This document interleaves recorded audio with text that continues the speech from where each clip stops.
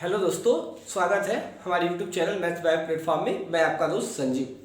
हम लोग पिछले लेक्चर में बात कर रहे थे cell cycle and cell division के बारे में, जिसमें मैंने आपको फीचर्स ऑफ सेल साइकिल के बारे में बताया था। फिर मैंने आपको बताया था टाइम ड्यूरेशन फेजेस के बारे में कि कौन कौन से फेजेस होते हैं, उनका ड्यूरेशन कितना होता है और क्या क्या चेंजेस होते हैं उन फेजेस में। तो हमने बात किया था कि changes occur in G1 phase and changes occur in S phase. आज हम लोग बात करेंगे क्या कि कौन कौन से चेंजेस ऐसे G2 फेज में हमको देखने को मिलते हैं। फिर उसके बाद हम लोग बात करेंगे अमाउंट ऑफ डीएनए के बारे में, फिर पोलैरिटी ऑफ क्रोमोसोम के बारे में बात करेंगे और फिर लास्ट में हम लोग चलेंगे अपने M फेज के अंदर क्या क्या चेंजेस होते हैं उसके बारे में देखेंगे। तो शुरुआत करते हैं अपने लेक्चर की। क्या changes occur in G2 phase. Changes occur in G2 phase. तो G2 फेज के बारे में पढ़ेंगे हम लोग। तो एक क्विक रिकैप दे दूं मैं आप लोगों को कि पिछले लेक्चर में मैंने क्या आपको बताया था। पिछले लेक्चर में मैंने changes occur in G1 phase के बारे में बताया था कि G1 फेज में क्या होता है। G1 फेज में जो हमारा सेल है उसका ग्रोथ होता है। क्या ग्रोथ होता है? साइटोप्लाज्म का जो साइज होता है वो इंक्रीज होता है और डीएनए डैमेज जो है वो रिपेयर होता है। तो मैंने बताया था कि अगर सेल के अंदर ग्रोथ करवाना है तो उसको एनर्जी की रिक्वायरमेंट होती है। वो एनर्जी कहाँ से आती है? वो एनर्जी आती है एंजाइम के थ्रू, जो कि कहाँ से बनता है? जो कि हमारा ट्रांसक्रिप्शन और ट्रांसलेशन प्रोसेस के थ्रू प्रोटीन बनता है, उस प्रोटीन से एंजाइम बनता है। फिर मैंने आपको बताया था एस फेज में कि एस फेज को लोग सिंथेसिस फेज करते हैं, जिसमें हमारा डीएनए का क्या होता है? रेप्लिकेशन होता है। ठीक है। फिर बताया था कि एस फेज में हमारा क्या होता है? हिस्टोन प्रोटीन जो होता है वो भी डबल होता है और एस फेज में क्या होता है? हमारा centriole gets double in S phase. ठीक है। फिर उसके बारे अब हम लोग बात करेंगे changes occur in G2 phase के बारे में। जैसे कि मान लीजिए सेल है, सेल के अंदर क्या 4 फेजेस है, मैंने आपको बताया था। ये मान लीजिए हमारा M फेज है, ये G1 फेज है और ये S फेज है और ये G2 फेज है। तो हम लोग आज बात कर रहे हैं किसकी? G2 फेज के बारे में। ठीक है। तो G2 फेज के बारे में हम लोग बात कर रहे हैं। G2 फेज को हम लोग क्या बोलते हैं? Gap two. क्या? गैप टू, या इसको हम लोग बोलते हैं गैप बिटवीन किसके किसके बीच का गैप है? ये जो G2 फेज है ये किसके किसके बीच का गैप है? Starting of M phase, ending of S phase. मतलब gap between starting of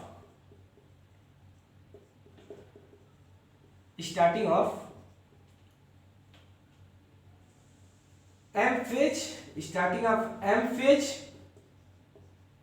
and end of S phase. ठीक है। मतलब कि हमारा S फेज जहां पे खत्म होता है वहां G2 फेज स्टार्ट होता है और M फेज के स्टार्ट होने से पहले के गैप को हम लोग क्या बोलते हैं? G2 फेज बोलते हैं। ठीक है। G2 फेज में क्या होता है कि देखिएगा हमारा सेल जो था वो क्या G1 फेज में इसकी ग्रोथ हुआ, साइटोप्लाज्म का साइज इंक्रीज हुआ। S फेज में क्या हुआ? हमारे डीएनए का रेप्लिकेशन हुआ। क्या? डीएनए का रेप्लिकेशन हुआ। तो आइए चलते हैं, देखते हैं क्या कि G2 फेज में क्या होता है। मान लीजिए ये सेल है, ये इसका न्यूक्लियस है। ठीक है।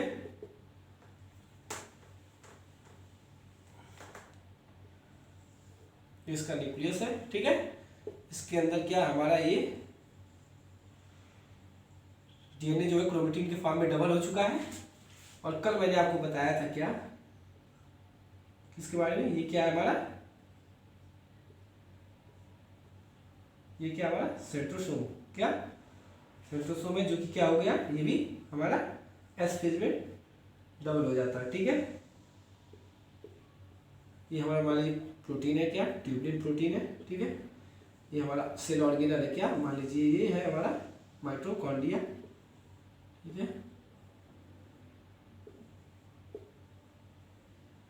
ठीक है। अब देखिएगा ये क्या है? हमारे G2 फेज का है। ये कंडीशन क्या है? G2 फेज में क्या आपको दिख रहा है कि सेंट्रियोल जो है वो डबल हो चुका है।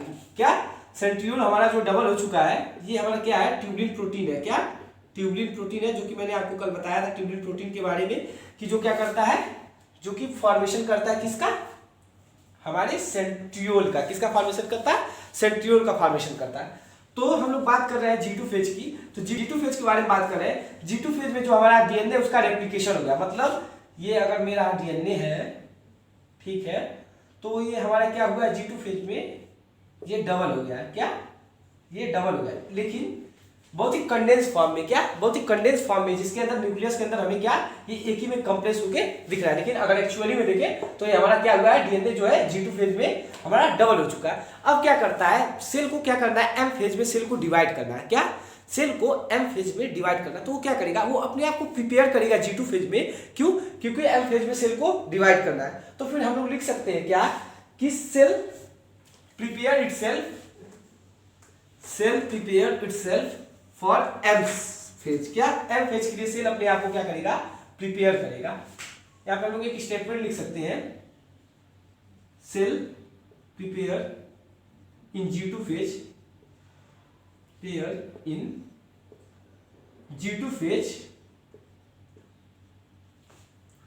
फॉर M फेज, क्या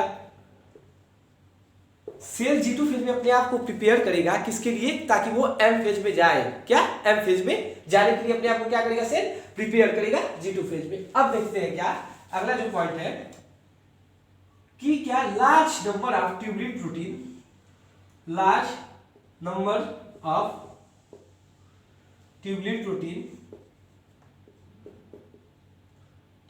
प्रोटीन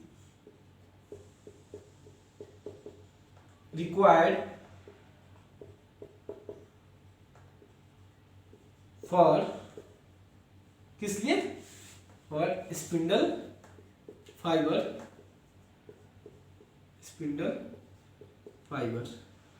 स्पिंडल फाइबर क्या होता है, स्पिंडल फाइबर आइए देखते हैं क्या होता है। स्पिंडल फाइबर जो होता है वो कहां बनता है, M फेज में बनता है, क्या M फेज में। Spindle fibre form in M phase, ठीक है। स्पिंडल फाइबर होता क्या, देखिएगा कल मैंने आपको बताया था क्या कि ये हमारा क्या है, मान लीजिए सेंट्रियोल है,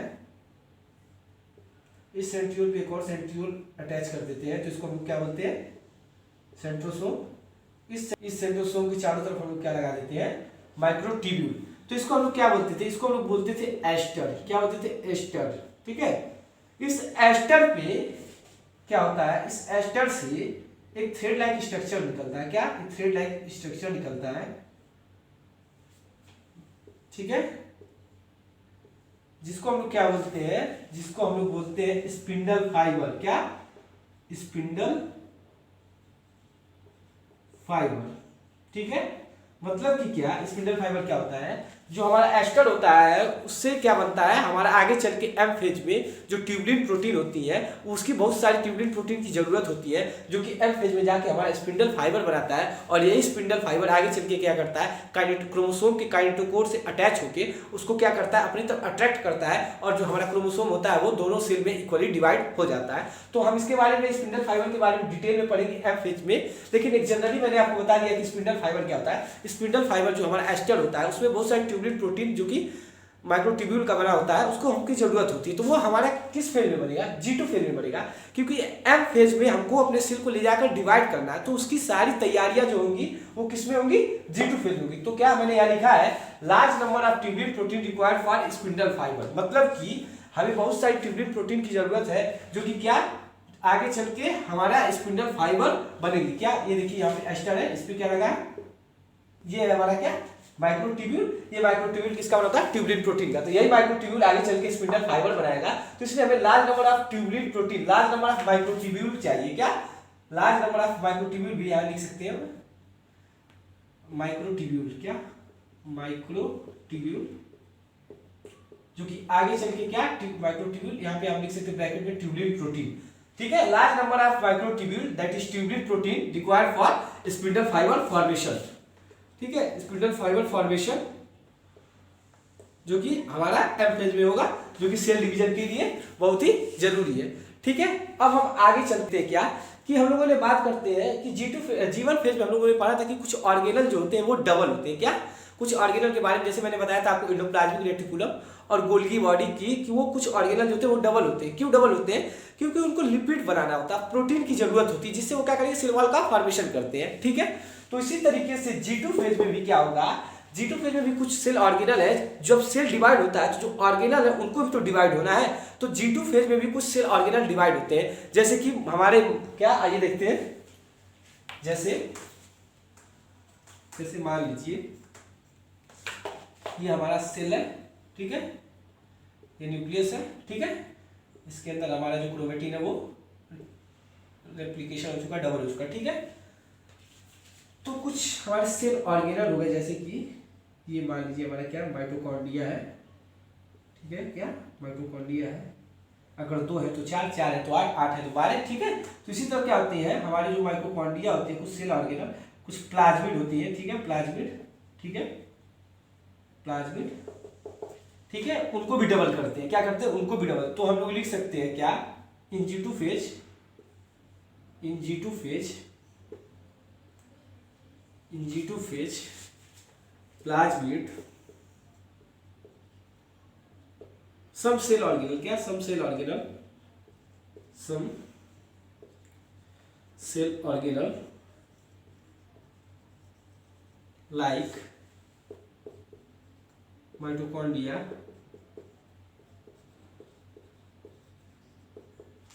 and plasmid gets double, ठीक है।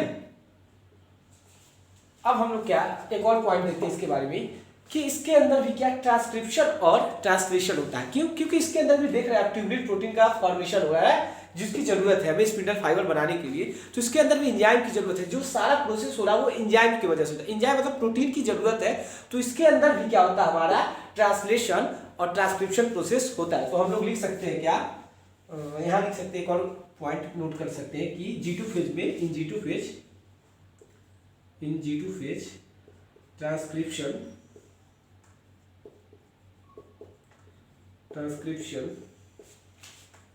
and translation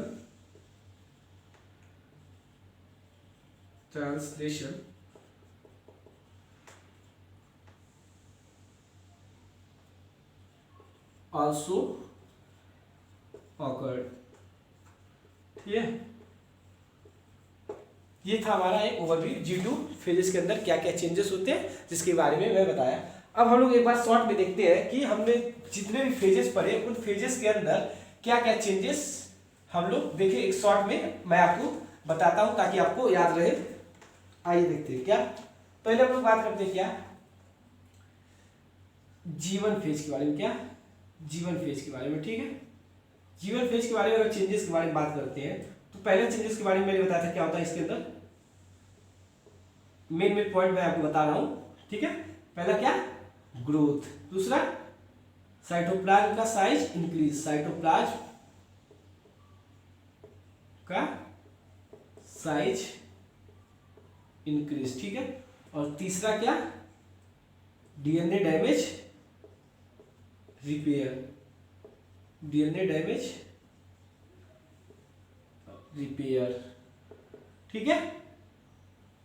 अब मैं बात करता हूं क्या G2 फेज, एस फेज के बारे में, क्या एस फेज। देखिए एस फेज में मैंने आपको बताया था कि क्या, एस फेज में क्या होता है, इसको सिंथेसिस फेज भी कहते हैं, जिसमें क्या होता है पहले हमारे डीएनए का क्या होता है, रेप्लिकेशन, डीएनए रेप्लिकेशन, ठीक है। दूसरा पॉइंट देखते हैं क्या, हिस्टोन प्रोटीन जो होता है हमारा, हिस्टोन गेट्स डबल, ठीक है। फिर तीसरा बात करते हैं क्या, तीसरा मैंने आपको क्या बताया था कि जो हमारा सेंट्रियोल होता है, जो कि सेल ऑर्गेनल किसमें, एनिमल सेल में प्रेजेंट होता है, वो क्या होता है, वो भी डबल होता है, सेंट्रियोल गेट्स डबल, ठीक। अब बात करते हैं क्या G2 फेज के बारे में, G2 फेज, ठीक। G2 फेज में क्या होता है, ट्यूबुलिन प्रोटीन का सिंथेसिस होता है फॉर एम फेज के लिए, ठीक है, ट्यूबुलिन प्रोटीन का सिंथेसिस होता है। फिर मैंने आपको क्या बताया कि इसमें भी ट्रांसक्रिप्शन और ट्रांसलेशन प्रोसेस होता है, ट्रांसक्रिप्शन एंड ट्रांसलेशन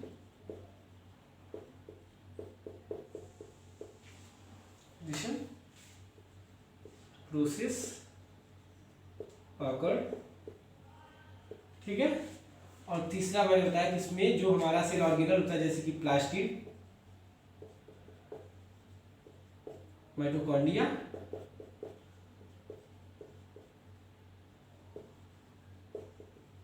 क्या होते हैं, डबल, ठीक है, डिवाइड होते हैं, ठीक है। ये G1 फेज के बारे में बताया, ये S फेज के बारे में, ये G2 फेज के बारे में। G1 फेज में क्या होता है, ग्रोथ होता है, साइटोप्लाज्म का साइज इंक्रीज होता है, डीएनए का डैमेज रिपेयर होता है। और एक चीज इसके अंदर भी क्या होता है, इसके अंदर भी मैंने बताया था आपको, इसके अंदर भी क्या होता है, ट्रांसक्रिप्शन और ट्रांसलेशन प्रोसेस होता है। क्या, ट्रांसक्रिप्शन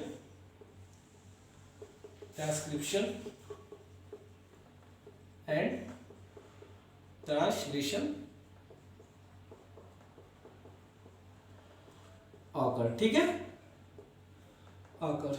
फिर मैंने ये भी बताया था कि इसके अंदर एक और पॉइंट बताया था, वो भी आप लोग याद रख सकते हैं। क्या, कि इसके अंदर जो सेल ऑर्गेनल होते हैं डबल होते हैं। कौन से सेल ऑर्गेनल के बारे में बताया था, cell organelle like endoplasmic reticular, ER, Golgi body, etc, ठीक है, गोल्गी बॉडी, ठीक। क्यों, क्योंकि ये प्रोटीन का फॉर्मेशन करते हैं जिससे सेल वॉल और बनाना होता है, इसलिए ये जरूरत। तो एक सिंपल मैंने बता दिया कि G1 S G2 फेज के अंदर क्या क्या चेंजेस होते हैं। मैंने G1 फेज के बारे में आपको बताया कि ग्रोथ होता है, फिर क्या होता है, साइटोप्लाज्म का जो है वो साइज इंक्रीज होता है, ट्रांसक्रिप्शन ट्रांसलेशन प्रोसेस ऑकर होते हैं, डीएनए का जो डैमेज होता है वो रिपेयर होता है। फिर मैंने बताया क्या, कि इसके अंदर जो सेल ऑर्गेनल होते हैं कुछ जैसे कि ईआर, गोल्गी बॉडी, वो डबल होते हैं। फिर मैंने बात किया क्या, आपको एस फेज, जिसको हम लोग क्या बोलते हैं, सिंथेसिस फेज भी बोलते हैं, जिसमें क्या होता है, जो हमारा डीएनए उसका रेप्लिकेशन होता है, हिस्टोन प्रोटीन जो होता है डबल होता है, सेंट्रियोल जो होता है वो भी डबल होता है। मैंने बताया वो एनिमल में सेल ऑर्गेनल प्रेजेंट होता है जो क्या होता है, वो डबल होता है। फिर मैंने बताया कि एस फेज में,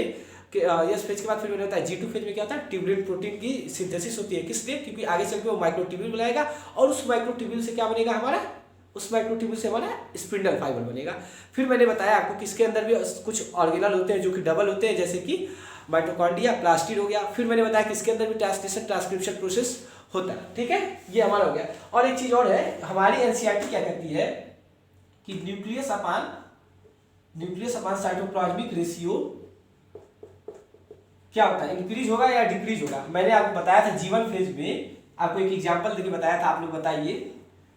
मैंने बताया था आपको कि ये मान लीजिए सेल है, फिर ये मान लीजिए सेल है, ठीक है, ये इसका न्यूक्लियस है और ये इसका न्यूक्लियस है, ठीक है। तो मैंने बताया था कि G1 फेज में क्या होता है, सेल का ग्रोथ होता है। तो मैंने बताया था कि जो न्यूक्लियस है उसकी साइज आप लोग देखिए, यहाँ पे न्यूक्लियस की साइज बढ़ गई है, यहाँ पे न्यूक्लियस की साइज कम है।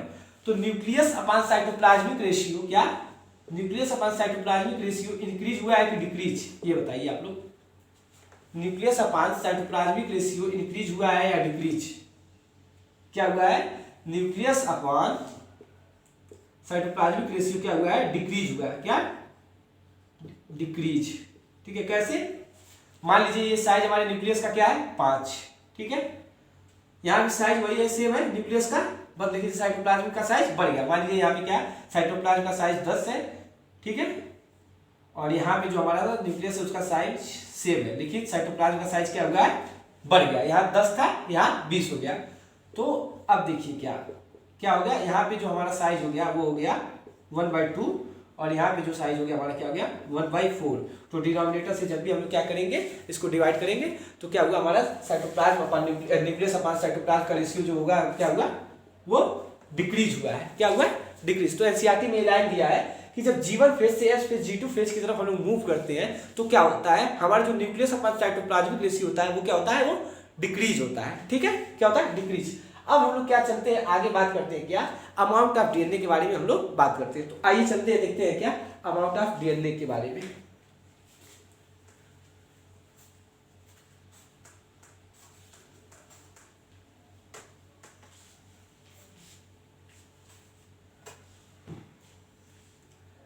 बात करेंगे हम लोग amount of DNA, amount of DNA, ठीक है। मान लीजिए हमारा ये सेल है, सेल के अंदर ये न्यूक्लियस है, न्यूक्लियस में क्या है, ये हमारा क्या है, डीएनए है किसके फॉर्म में, क्रोमेटिन के फॉर्म में, किसके फॉर्म में, क्रोमेटिन के फॉर्म में। तो हम बताए सेल के अंदर 4 फेज होते हैं, क्या 4 फेज होते हैं, M phase, G1 phase, S phase और G2 फेज, ठीक है। ठीक है, जैसे मान लीजिए कि क्या ये मार्कर है, इसको हम लोग या तो मीटर में नाप लें या मिलीमीटर में या सेंटीमीटर में, नापने की एक यूनिट होती है। जैसे कि मान लीजिए ये पेज है, क्या ये एक पेज है, ठीक है। इसको हम लोग G1 फेज में क्या करते हैं, इसको हम लोग कंडेंस करके क्या क्रोमेटिन बनानी है, क्या क्रोमेटिन। इसके अमाउंट को हम लोग क्या करते हैं, एक वैल्यू दे देते हैं, क्या 2C, क्या ये हमने दिया है, ठीक है। हमने क्या किया है, इसको वैल्यू एक दिया है 2C, ठीक है। अब यही क्या होगा, G2 फेज में क्या होता है, इसको हम लोग क्या कर दिए, इसको डबल कर दिए, क्या इसको डबल कर दिए। तो अब जो ये हमारा क्या 2C से क्या 4C हो गया, क्या 4C। जैसे कि मान लीजिए ये हमारा G1 फेज का, ये G1 फेज का हमारा क्या डीएनए क्रोमेटिन के फॉर्म में, ठीक है। ये क्रोमेटिन है, क्रोमेटिन किसका है, G1 फेज का, G1 फेज का। इसके अमाउंट को हमने एक वैल्यू दे दिया, क्या 2C, ठीक है। तो G2 फेज में क्या होगा, ये डबल हो जाएगा, 2C से क्या हो जाएगा 4C हो जाएगा, क्या 4C। तो हम लोग लिख सकते हैं क्या, मान लीजिए डिप्लॉयड सेल है, in diploid cell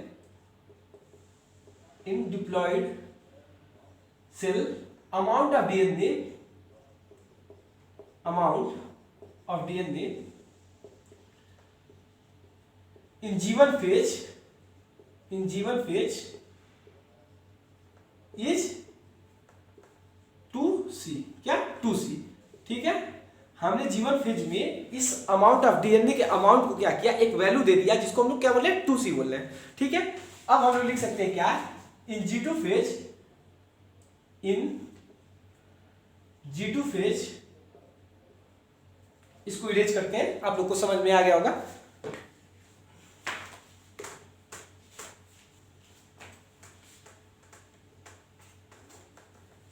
in S phase, क्या यहां S फेज होगा, क्या इन S phase amount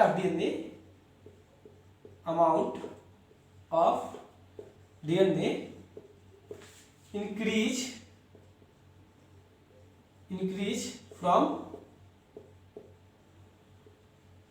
2C to 4C, क्या हमारा जो डीएनए था G1 फेज में उसको हम लोग 2C बोल रहे हैं। तो S फेज में क्या होता है, वो डीएनए जो होता है वो रेप्लिकेशन डबल होता है। तो S फेज में क्या हो जाएगा, वो 2C से 4C हो जाएगा, क्या 2C से 4C हो जाएगा हमारा S फेज में। जैसे कि ये हमारा सेल साइकिल है, इसके 4 फेज है, M, G1, G2, S।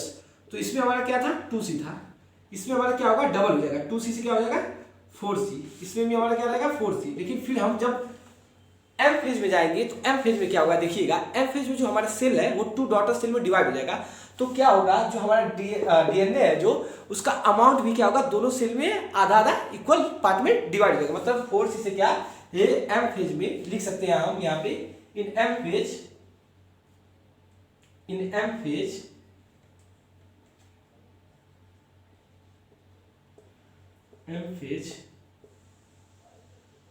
amount of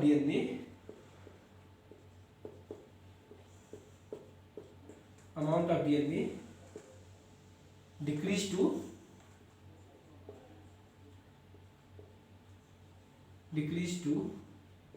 4C to 2C।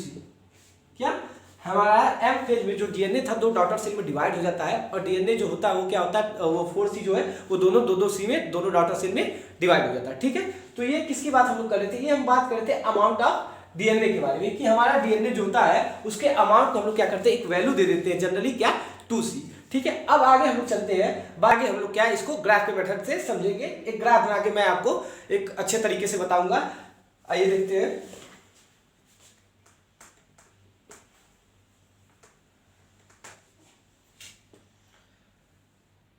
एक ग्राफ बनाते हैं, ठीक है।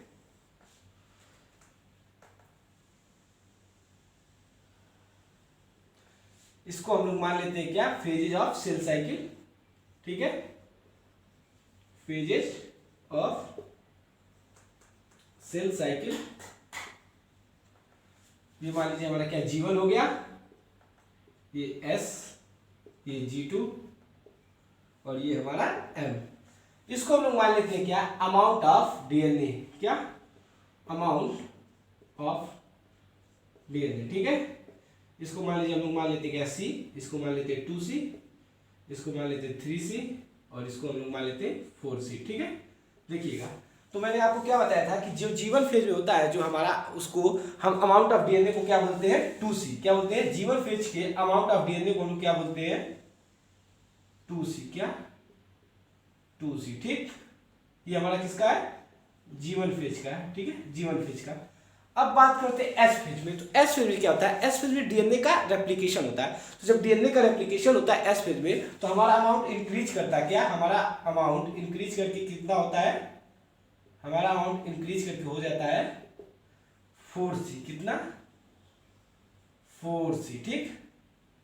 अब बात करते हैं G2 फेज में। तो G2 फेज में हमको पता है कि हमारा अमाउंट यहाँ S फेज में डबल हो गया है, तो G2 फेज में क्या हो जाएगा 4C, क्या G2 फेज में हमारा जो डीएनए का अमाउंट है वो हो जाएगा 4C, ठीक है। अब बात करते हैं एम फेज की। तो एम फेज में मैंने बताया एम फेज में क्या होगा, हमारा जो सेल है वो 2 डॉटर सेल में डिवाइड होगा और फिर वहां से दोनों हमारा 4C जो है दोनों सेल में 2-2C में डिवाइड होगा। तो फिर हमारा क्या होगा, ये एम फेज में जो हमारा है वो क्या हो जाएगा 2C, क्या हो जाएगा 2C, ठीक। एम फेज में क्या हो जाएगा 2C हो जाएगा, ठीक है। अब यहाँ पे एक क्वेश्चन बनता है, क्या यहाँ पे एक क्वेश्चन बनता है, अगर पूछ दे कि ऐसा कौन सा फेज है जिसमें जो हमारा अमाउंट ऑफ डीएनए है वो कांस्टेंट है, क्या amount of DNA in which phase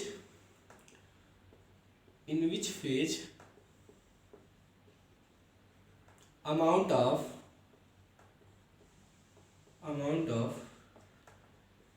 DNA is constant, बताइए कौन सा फेज है जिसमें हमारा डीएनए का अमाउंट है वो कांस्टेंट है। तो हम लोग ग्राफ को ध्यान से देखेंगे क्या कि जीवन फेज में हमारा जो डीएनए का अमाउंट है क्या वो 2C है और G2 फेज में क्या है 4C है। मतलब G1 एंड G2 और G2 फेज में क्या हमारा जो डीएनए का अमाउंट है वो कांस्टेंट है। एस फेज में देखिएगा क्या हुआ है, जीवन फेज में 2C था, एस फेज में इंक्रीज हो गया, डीएनए का अमाउंट क्या हुआ है इंक्रीज हो गया है, क्या हुआ है इंक्रीज हो गया। अच्छा, अगर अगला क्वेश्चन यही पूछ दे कि in which phase the amount of DNA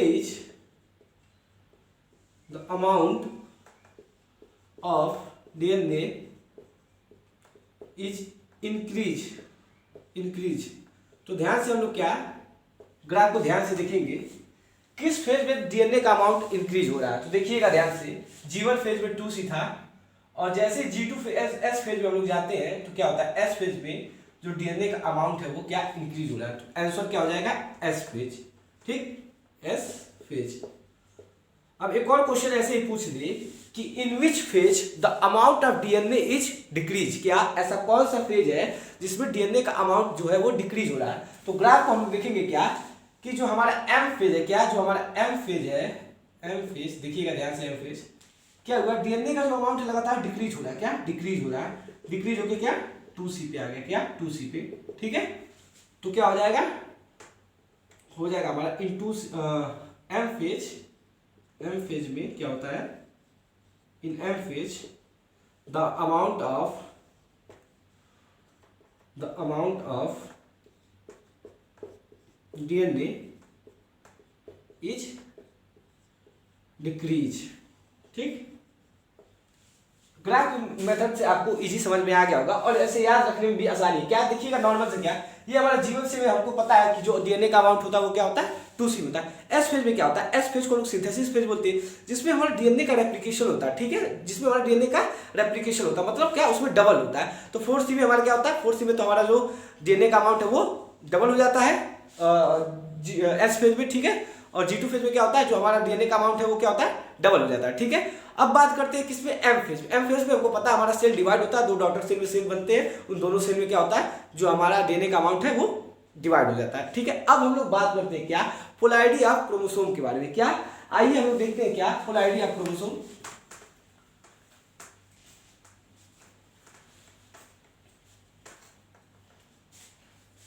देखते हैं पोलैरिटी ऑफ क्रोमोसोम, ठीक है, पोलैरिटी ऑफ क्रोमोसोम। देखिए क्या होता है, ये हमारा एक सेल साइकिल है, उसके 4 फेज होते हैं, ठीक है, किसी भी सेल साइकिल के 4 फेज होते हैं, ठीक है। ये मान लीजिए हमारा क्या एम फेज हो गया, G1 हो गया, S हो गया और G2 हो गया, ठीक। तो मैंने आपको बताया G1 फेज में जो हमारा डीएनए होता है, क्या जो डीएनए होता है वो किसके फॉर्म में होता है, वो थ्रेड लाइक स्ट्रक्चर क्रोमेटिन के फॉर्म में होता है, किसमें, क्रोमेटिन के फॉर्म में होता है, ठीक। इसमें क्रोमोसोम नहीं दिखता, क्या, chromosome not visible, chromosome not visible, ठीक। G2 फेज में क्या होता है, जो डीएनए का अमाउंट होता है वो 2C से कितना हो जाता है, 4C हो जाता है, लेकिन इसमें भी जो क्रोमेटिन होता है वो क्रोमेटिन के ही फॉर्म में रहता है, सिर्फ अमाउंट होता है डबल हो जाता है, ठीक है। इसमें भी क्रोमोसोम नहीं दिखता है हमको। G1 फेज में क्या, G1 फेज में प्लस S फेज में और G2 फेज में क्या, G2 फेज में, तीनों ही फेज में हमको क्या, क्रोमेटिन दिखते हैं, क्या, क्रोमेटिन, ठीक। अगर बात करें हम एम फेज की, तो एम फेज में हमको क्या देखने को मिलता है, क्रोमोसोम, ठीक है, क्रोमोसोम, ठीक।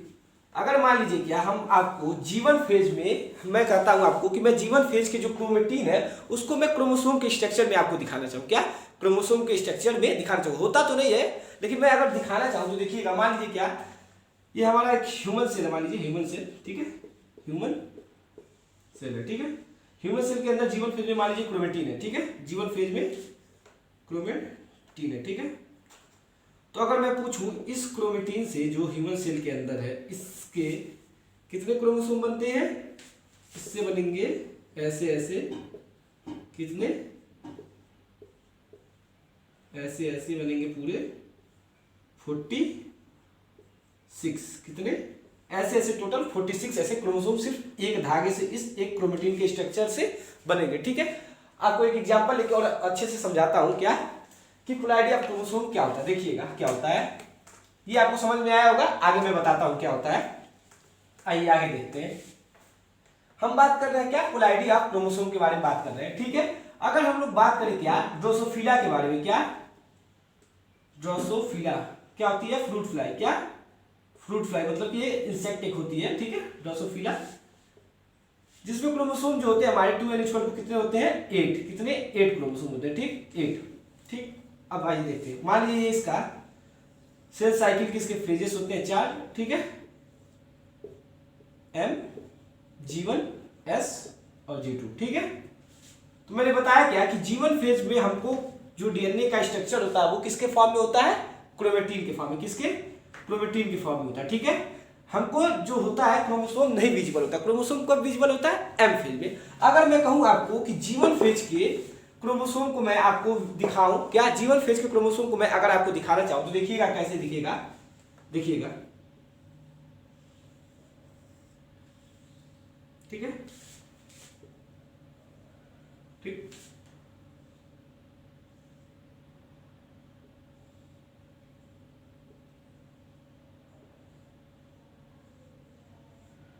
ये हमारा क्या है, सेंट्रोमियर है बीच में, ठीक है, सेंटर में सेंट्रोमियर है, ठीक। अब देखिएगा इस एक पार्ट को, इधर वाले पार्ट को सिर्फ क्या बोलते हैं, एन, क्या बोलते हैं, एन, ठीक है, एन। तो ये दोनों को मिला के क्या हो जाता है, 2n। तो n इक्वल टू 1 2 3 4 है, तो 2n इक्वल टू कितना, 1 2 3 4 5 6 7 8, कितना, 8, ठीक है। तो इसको हम लोग क्या बोलते हैं, 2n, ठीक है। अब देखिएगा अगर G2 फेज की बात करूं, G2 फेज में क्या होता है, अमाउंट जो होता है डीएनए का वो क्या होता है, 4C। इसमें कितना था अमाउंट G1 फेज में, इसमें 2C था, ठीक है। अब G2 फेज की बात करते हैं, देखिएगा G2 फेज में क्या होता है, ठीक है।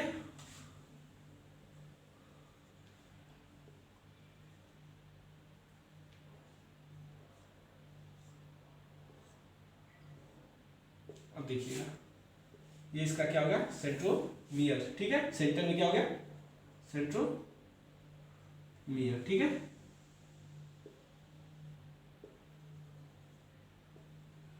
देखिएगा ये किसका है, G2 का है, जिसमें अमाउंट क्या होता है 4C। अब देखेंगे आप तो कहेंगे दोनों तो सेम ही है, क्या दोनों तो सेम ही है, तो अंतर क्या होता है, तो आइए देखिए अंतर क्या होता है। G2 फेज में क्या होता है, जो अमाउंट होता है यहाँ पे 2C है, यहाँ पे 4C होता है। यहाँ पे देखिएगा कैसे हो जाता है, यहाँ पे नया क्रोमेटिन फॉर्म हो जाता है, ठीक है, क्रोमोसोम बन जाता है, ठीक है। ये मैं आपको क्रोमोसोम का स्ट्रक्चर बना के दिखा रहा हूं, किसका, G2 फेज में, ठीक है। बनता तो नहीं है, लेकिन मैं अगर बता रहा हूं कि अगर इसके स्ट्रक्चर को क्रोमोसोम के फॉर्म में दिखाना चाहूं तो कैसा होगा। तो G1 फेज में जो है हमारा उसका स्ट्रक्चर हम देख रहे हैं, क्या यहाँ पे जो है ये देखेंगे ध्यान से, अगर मैं इस वाले पार्ट एक को दिखाता हूं आपको, ठीक है। ये हमारा क्या है, सेंट्रोमियर, क्या सेंट्रोमियर, ठीक है। ये क्या है, क्रोमेटिड, क्या क्रोमेटिड, ठीक है।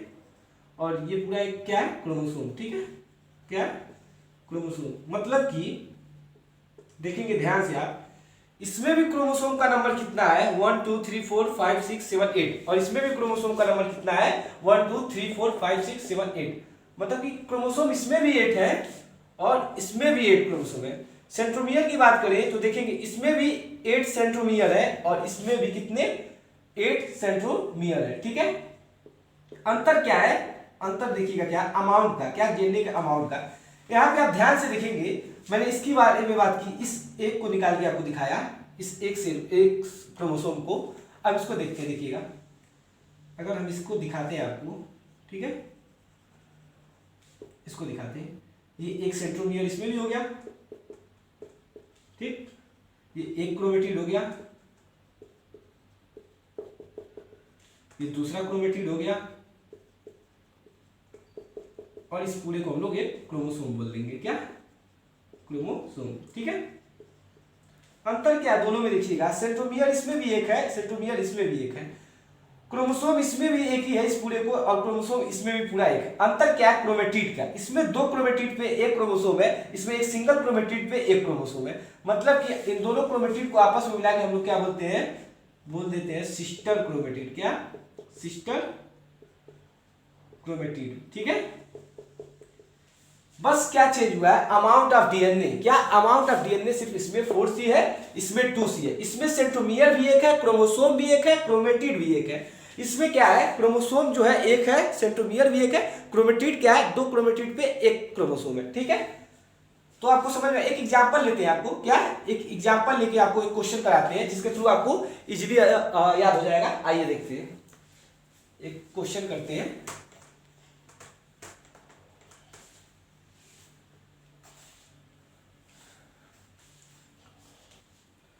मान लीजिए क्या ये हैप्लॉइड सेल है, क्या ये एक हैप्लॉइड सेल है, क्या होता है हैप्लॉइड, देखिएगा ये हैप्लॉइड है, ये डिप्लॉइड है, ठीक है। आइए देखते हैं, ठीक है, क्या डिप्लॉइड है, ठीक है। हैप्लॉइड को एन भी बोलते हैं और डिप्लॉइड को 2N, ठीक है। देखिएगा ये मान लीजिए क्या इसका क्रोमोसोम है, ठीक है, और ये हमारा क्या डिप्लॉइड है, ठीक है।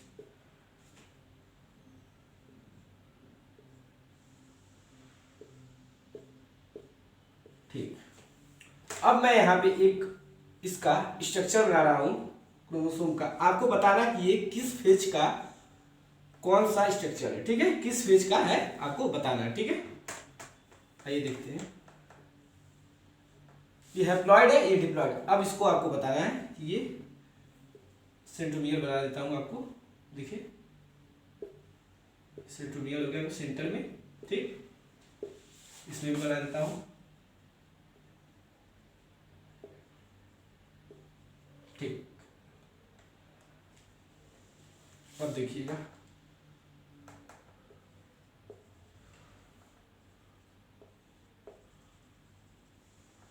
अब आपको इस स्ट्रक्चर को बताना है कि ये किस फेज का है और हैप्लॉइड है कि डिप्लॉइड है, ठीक है। इस स्ट्रक्चर को आपको पहचान के बताना है कि किस फेज का है और हैप्लॉइड है कि डिप्लॉइड है। तो इस स्ट्रक्चर को आप लोग देखिए और बताइए कौन से फेज का है और हैप्लॉइड है कि डिप्लॉइड है। तो ध्यान से देखेंगे क्या, ये जो है किस फेज का है? अभी पीछे मैंने आपको बताया कि इसमें अमाउंट ऑफ डीएनए जो है डबल है, इसमें क्रोमेटिड 2 है, तो ये किसका है? G2 क्या? G2 फेज में। G2 फेज में क्या होता है? अमाउंट ऑफ डीएनए 2C से क्या 4C हो जाता है, तो ये किसका? G2 फेज का। और ये क्या है? देखिएगा, इसको एक को हम लोग क्या N बोलते हैं, इसको क्या बोलते हैं? 2N। तो मैंने बताया था 2N क्या होता है? डिप्लॉयड होता है। क्या 2N क्या होता है? डिप्लॉयड होता है। तो ये क्या है? ये डिप्लॉयड सेल है। ठीक, क्या है? डिप्लॉयड सेल है। ठीक है, जो गैमेट होते हैं, क्या जो भी हमारे गैमीट होते हैं, गैमीट स्पोर होते हैं, वो क्या होते हैं? वो हैप्लॉइड होते हैं। क्या? Haploid, haploid. ठीक, और जो हमारे जाइगोट होते हैं, जाइगोट, स्पोरोफाइट, ये सब क्या होते हैं? ये सब हमारे डिप्लॉयड होते हैं। 2N। ठीक है, क्या होते हैं? Diploid, diploid. ठीक है, आइए एक एग्जांपल देखते हैं, एक क्वेश्चन सॉल्व करते हैं जिससे आपको और अच्छे से क्लियर हो जाए। ठीक है, आइए देखते हैं।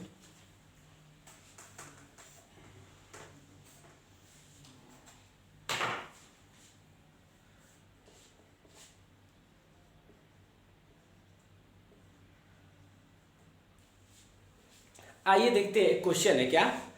इन a gamete of X plant X have n equal to 13 chromosome. ठीक है, कोई एक प्लांट है एक्स, क्या कोई एक प्लांट है एक्स, उसके गैमीट में जो क्रोमोसोम के नंबर है कितने हैं? 13। कितने हैं? 13। तो आंसर द फॉलोइंग। देखिए क्या पहला क्वेश्चन क्या है? Number of chromosome in diploid cell in G1 phase. क्या बोल रहा है? बोल रहा है कि G1 फेज के डिप्लॉयड सेल में जो नंबर ऑफ क्रोमोसोम होंगे वो कितने होंगे। ठीक है, तो कितने होंगे आप बताइए? Number of chromosome in diploid cell in G1 phase कितने होंगे? 26। कितने? 26। कैसे होंगे? तो मैंने अभी बताया आपको कि जो गैमीट होता है, क्या जो गैमीट होता है हमारा, वो हैप्लॉइड होता है, मतलब n। तो n इक्वल टू 13 है।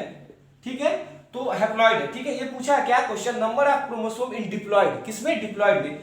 ये हमारा गैमीट जो होता है वो हैप्लॉइड है, हमारा आंसर पूछा डिप्लॉयड सेल में। ठीक है, तो ये हो जाएगा 2n इक्वल टू कितना? 26। तो हमारा आंसर कितना हो जाएगा? 26। अब सेकंड क्वेश्चन क्या पूछ रहा है? पूछ रहा है number of chromosome in diploid cell in G2 phase. क्या? G2 फेज पूछ रहा है कि जो नंबर ऑफ क्रोमोसोम होगा डिप्लॉयड सेल के G2 फेज में वो कितना होगा। तो अभी मैंने पीछे ही आपको जस्ट पीछे बताया कि जो हमारा G2 फेज है उसमें भी जो क्रोमोसोम का नंबर होता है सेम होता है, G1 फेज में भी क्रोमोसोम का नंबर सेम होता है। तो इसमें भी क्या हो जाएगा? हमारा क्रोमोसोम का नंबर जो है वो सेम ही होगा, तो इसमें भी क्या हो जाएगा? हमारा 26। अगला क्वेश्चन देखते हैं, क्या number of chromatid in diploid cell in G1 phase. क्या number of chromatid in diploid cell in G1 phase बोल रहा है कि क्रोमेटिड का जो नंबर होता है वो G1 फेज के डिप्लॉयड सेल में कितना होता है। तो मैंने पीछे अभी आपको बता रहा था कि G1 फेज का क्रोमोसोम बनाया था, उसमें मैंने आपको क्रोमेटिड को काउंट किया था। तो क्रोमेटिड क्या था? एक क्रोमेटिड पे एक क्रोमोसोम था, तो जितना ही क्रोमोसोम होगा उतना ही क्रोमेटिड होगा। तो क्रोमोसोम हमारे 26 है, तो G1 फेज में जो हमारा क्रोमेटिड होगा वो कितना होगा? वो भी हमारा हो जाएगा कितना? 26। अब अगला क्वेश्चन क्या इसमें पूछ रहा है? पूछ रहा है number of chromatid in diploid cell in G2 phase. बोल रहा है कि number of chromatid in diploid cell in G2 phase, G2 phase के डिप्लॉयड सेल में नंबर ऑफ क्रोमेटिड कितना होगा। तो पीछे मैंने आपको क्या बताया था कि G2 फेज में क्या होता है? अमाउंट ऑफ डीएनए 2C से 4C हो जाता है। 4C मतलब क्या? वहां पे एक क्रोमोसोम में 2 क्रोमेटिड होंगे, तो कितने क्रोमोसोम है? 26। तो 26 में कितने क्रोमेटिड हो जाएंगे?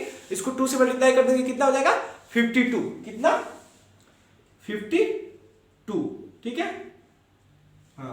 एक और क्वेश्चन देखते हैं, एक और क्वेश्चन लेते हैं एग्जांपल, ताकि आपको और अच्छे से समझ में आए। तो आइए देखते हैं, एक और क्वेश्चन सॉल्व करते हैं, इसको इरेज करते हैं।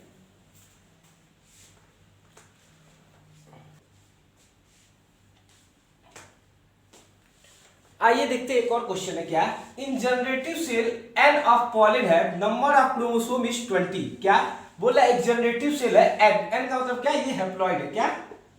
हैप्लॉइड है। ठीक है, हैप्लॉइड है। इसमें बोल रहा है एन ऑफ पॉलिन है नंबर ऑफ क्रोमोसोम इज 20। जो क्रोमोसोम है एन इक्वल टू कितना है? 20। ठीक, then which is a true for number of chromosome and amount of DNA in G2 phase of apical meristem. देखिएगा बोल रहा है, तो बोला इसमें से कौन सा जो स्टेटमेंट है वो ट्रू है, जो कि किसके लिए, नंबर ऑफ क्रोमोसोम और number of amount of DNA in G2 phase. ठीक है, तो आइए देखते हैं। जनरेटिव सेल हमारा आपने पढ़ा होगा क्या, ये वेजिटेटिव सेल हो जाता है, ये जनरेटिव सेल है जो कि हमारा क्या हैप्लॉइड होता है, एन होता है। ठीक है, हैप्लॉइड होता है। तो n इक्वल टू कितना है 20। पूछा किस में है, इन G2 phase of apical meristem में। एपिकल मेरिस्टेम क्या होता है हमारा, डिप्लॉइड होता है। क्या होता है, डिप्लॉइड होता है। तो n इक्वल टू 20 है, तो 2n इक्वल टू कितना हो जाएगा 40, मतलब जो क्रोमोसोम का नंबर है वो कितना हो जाएगा 40 हो जाएगा। अब क्या पूछा, amount of DNA in G2 phase. G2 phase में हमारा डीएनए का अमाउंट क्या होता है 2C से 4C, क्या हो जाएगा 4C, मतलब कि 40 और 4C। ऑप्शन किस में है, ये थर्ड वाली में क्या है हमारा, क्रोमोसोम का नंबर कितना है 40, अमाउंट कितना है 4C। तो हमारा जो थर्ड वाला ऑप्शन है वो क्या हो जाएगा, सही हो जाएगा। तो उम्मीद है आपको ये समझ में आया होगा। और अब अगले लेक्चर में हम लोग एम फेज के बारे में डिटेल में पढ़ेंगे। तब तक के लिए आप लोग पढ़ते रहिए। Bye bye.